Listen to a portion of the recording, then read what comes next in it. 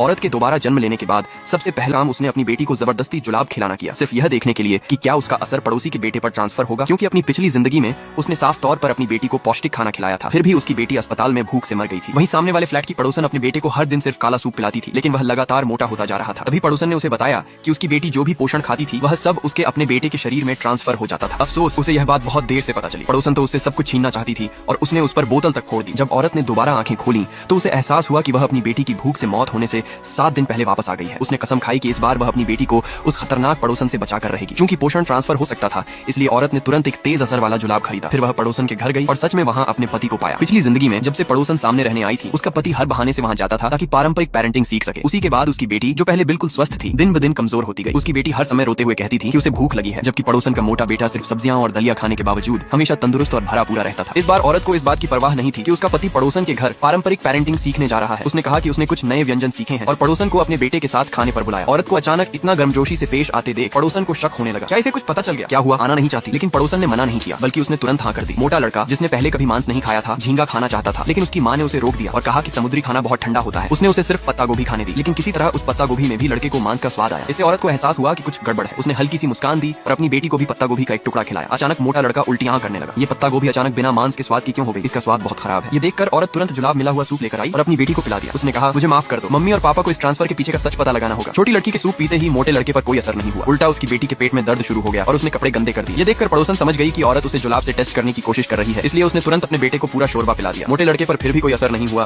लेकिन छोटी लड़की की हालत लगातार बिगड़ती गई। समझी, तुम्हारी बेटी सिर्फ और ज्यादा तकलीफ सहेगी। उसके बाद औरत से बदला लेने के लिए वह शैतान पड़ोसन अपने बेटे को और भी ज्यादा काला सूप पिलाने लगी। कटोरे पर कटोरे खाली होते गए और मोटा लड़का बिल्कुल ठीक रहा, जबकि छोटी लड़की का पेट फूलने लगा और उसकी उल्टियां रुक ही नहीं रही। उसकी बेटी को लीवर और किडनी का गंभीर नुकसान हो चुका था और उसके पेट में जंगली घास, रेजिन और चीनी दवाइयों के अवशेष मिले। अब उसकी बेटी की भूख से मौत होने में सिर्फ 4 दिन बचे थे। औरत पागल होने लगी थी, लेकिन फिर भी वह ट्रांसफर के पीछे का सच नहीं खोज पाई थी। उसे समझ नहीं आ रहा था कि आखिर हो क्या रहा है। अचानक उसकी बेटी के पूरे शरीर में खुजली होने लगी और लाल चकत्ते निकल आए। वह तुरंत पड़ोसन की लाइव स्ट्रीम देखने गई और सचमुच वह शैतान पड़ोसन फिर से अपनी तथाकथित पारंपरिक पेरेंटिंग मेथड की लाइव स्ट्रीम कर रही थी। मेज पर सड़ा गला और फफूंद लगा खाना भरा पड़ा था। वह समझा रही थी कि ये चीजें प्राकृतिक रूप से फर्मेंटेड है, प्रोबायोटिक्स से भरी हुई है और किसी भी चीज से बेहतर है। फिर वही खाना अपने बेटे को खुद खिलाने लगी। मोटा लड़का बड़े मजे से खा रहा था, जबकि दूसरी तरफ छोटी लड़की तड़प रही थी। तभी औरत को अचानक वह जेड पेंडेंट याद आया जो डिनर पर बुलाने के दौरान मोटे लड़के के सीने पर हल्का चमक रहा था। उसकी बेटी के पास भी वैसा ही एक था। ये वही तोहफा था जो पड़ोसन ने पहली बार मिलने पर उसकी बेटी को दिया था, जब वह सामने वाले फ्लैट में रहने आई थी। मोटे लड़के के सीने पर जेड पेंडेंट को फिर से चमकते देख औरत आखिरकार सब समझ गई। उसने तुरंत वह गुड़िया उठाई जिसे उसकी बेटी हमेशा अपने पास रखती थी।